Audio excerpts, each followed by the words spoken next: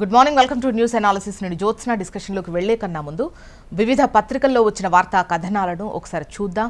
తెలంగాణ వార్తా పేపర్స్ చూసినట్టయితే ముందుగా ఈనాడులో వచ్చిన కథనాలు చూద్దాం.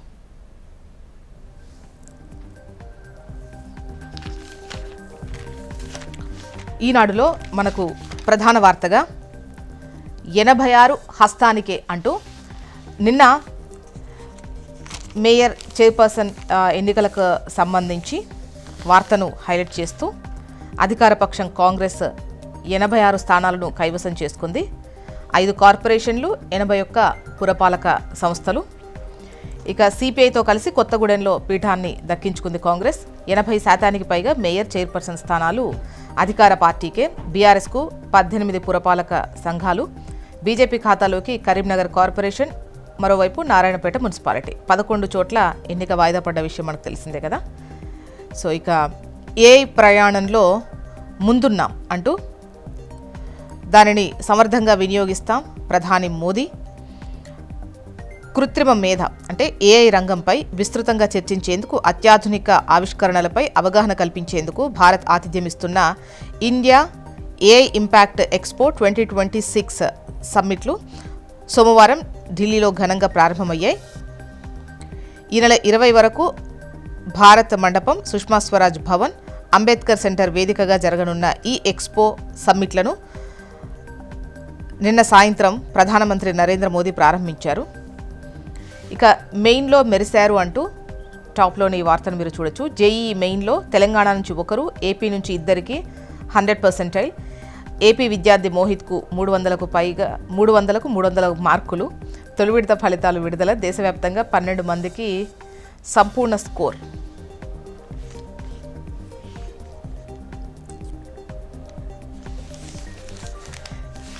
నెక్స్ట్ ఆంధ్రజ్యోతి. ఇక్కడ 80%, 80% హస్తగతం అంటూ 105 మున్సిపాలిటీల్లో 85 కాంగ్రెస్వే. 5 కార్పొరేషన్లు సైతం అధికార పార్టీకే. కారుకు దక్కింది 17 పురపాలికలు మాత్రమే. 11 చోట్ల వాయిదా, కొన్ని చోట్ల ఉద్రిక్తతలు. కరీంనగర్ కార్పొరేషన్ కమలం ఖాతాలోకి. సిపిఐకి దక్కిన కొత్తగూడెం కార్పొరేషన్, హంగ్ మున్సిపాలిటీలో అత్యధికం హస్తానికే. ఇక పుర ప్రథముల్లో 61% బీసీలే. 105 మున్సిపాలిటీలో 64 మంది బీసీ చైర్పర్సన్లు, వైస్ చైర్పర్సన్లుగా 41% బీసీలే. ఉమ్మడి రంగారెడ్డి, ఖమ్మం, వరంగల్ మినహా అన్ని చోట్ల 55%కి పైగా వార్డుల్లో బీసీలదే గెలుపు. 7 కార్పొరేషన్స్లో 4 బీసీ మేయర్లు. ఇక పవర్ పాలిట్రిక్స్ అంటూ అనైతిక పొత్తులు. పలు మున్సిపాలిటీలో ప్రధాన పార్టీల మిలాఖత్. ఇస్నాపూర్లో బీఆర్ఎస్కు బీజేపీ ఎంపీ రఘునందన్ ఓటు. జిన్నారంలో బీఆర్ఎస్తో, నర్సాపూర్లో కాంగ్రెస్తో బీజేపీ పొత్తు. కామారెడ్డిలో పదవులు పంచుకున్న కాంగ్రెస్, బీఆర్ఎస్. ఆమనగల్లో కాంగ్రెస్లో చేరి బీజేపీ మద్దతుతో చైర్మన్ అయిన బీఆర్ఎస్ అభ్యర్థి. ఎల్లంపేటలో బీఆర్ఎస్కు, అలియాబాద్లో కాంగ్రెస్కు బీజేపీ మద్దతు.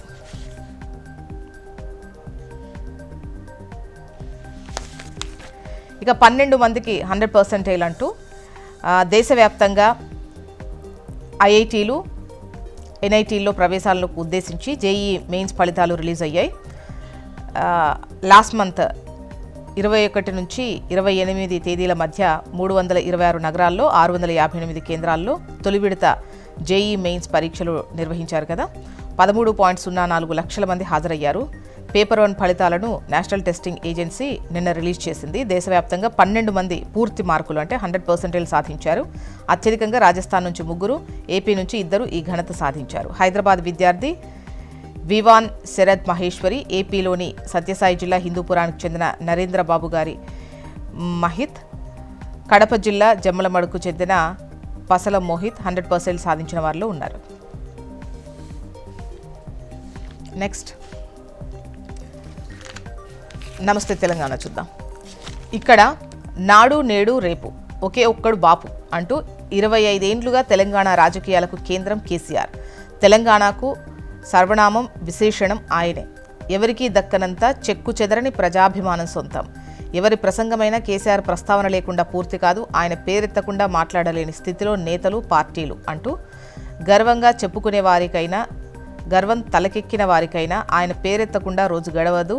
తెలంగాణలో నేషనల్, లోకల్ పార్టీ లీడర్లో, క్యాడర్లో ఎన్నికలైనా ఎన్నేండ్లైనా ఆయన పేరెత్తకుండా రాజకీయం నడవదు తెలంగాణలో అంటూ వార్తనిస్తూ, తెలంగాణ తప్ప వేరే ఏది ఆశించని ఉద్యమకారుడు కేసీఆర్, తెలంగాణ ప్రజలు తప్ప మరెవరినీ లెక్క చేయని మొండోడు, తెలంగాణ ప్రగతి తప్ప మరేదీ పట్టించుకోని పాలకుడు, తెలంగాణ ప్రయోజనాలు తప్ప మరేదీ పట్టని పరిరక్షకుడు, ఆయన తెలంగాణ రూపుమార్చిన బాపు, దగాపడ్డ జాతిని దాస్య విముక్తం చేసిన జాతిపిత, హ్యాపీ బర్త్డే కేసీఆర్ అంటూ కేసీఆర్ పుట్టినరోజు సందర్భంగా ప్రత్యేక కథనాన్ని నమస్తే తెలంగాణ ప్రచురించింది.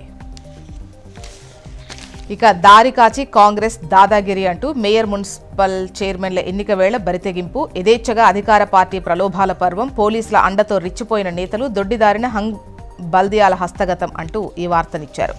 కాంగ్రెస్ కమలం అనైతిక బంధం, మున్సిపల్ ఎన్నికల్లో రహస్య ప్రేమ బట్టబయలు అంటూ వార్తనిచ్చింది నమస్తే తెలంగాణ. ఇక ఏపీ వార్తా విశేషాలు చూద్దాం. ముందుగా ఈనాడులో వచ్చినటువంటి కథనాలు చూసినట్టయితే,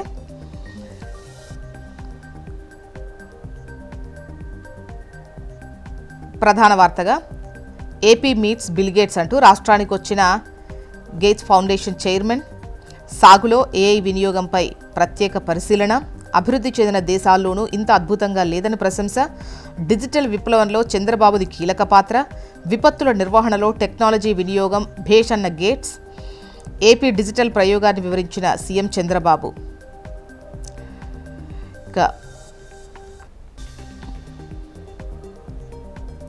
ఏఐ ప్రయాణంలో ముందున్నామన్న ప్రధాని, ఆ సాంకేతికతను సమర్థంగా వినియోగిస్తాం, ప్రధాని మోదీ స్పష్టీకరణ. ఏఐ ఎక్స్పో సమ్మిట్లకు శ్రీకారం, 20 వరకు కొనసాగనున్న అంతర్జాతీయ సదస్సు, హాజరు కానున్న 20 దేశాల అధినేతలు. ఇక జేఈఈలో మనోళ్లు మెరిశారు, రాష్ట్రం నుంచి 2, తెలంగాణ నుంచి 1 100%. నెక్స్ట్ ఆంధ్రజ్యోతి చూద్దాం. నైస్, గుడ్, గ్రేట్ రాష్ట్ర ప్రభుత్వ కార్యక్రమాలు, విధానాలపై బిల్ గేట్స్ ప్రశంసలు అంటూ ఈ వార్తను హైలైట్ చేస్తూ, చంద్రబాబుతో కలిసి ఆర్టీజీ సందర్శన, అమరావతి, సంజీవని, డేటా లేక్ తదితర ప్రాజెక్టులపై వివరించిన సీఎం, డిస్ప్లే వాల్ ద్వారా అధికారుల ప్రజెంటేషన్, ఆసక్తికరంగా పరిశీలించిన గేట్స్, ఏపీలో టెక్ పాలన గ్రేట్, వాట్సాప్తో పౌర సేవలు అభినందనీయం, అమరావతి నిర్మాణం great work, Sanjeevani project nice అంటూ కితాబు అని వార్తను హైలైట్ చేసింది ఆంధ్రజ్యోతి. నెక్స్ట్ సాక్షి. ఇక్కడ ప్రధాన వార్తగా వ్యవసాయం ఎక్కడా అంటూ బడ్జెట్లో అరకొర కేటాయింపులతో రైతులకు చంద్రబాబు పంగనామాలు అంటూ వ్యవసాయానికి సంబంధించి సాయం ఎక్కడా, నిధులెక్కడా, బడ్జెట్లో అరకొర కేటాయింపులే జరిగాయి అనేది ఈ వార్త ఉద్దేశం.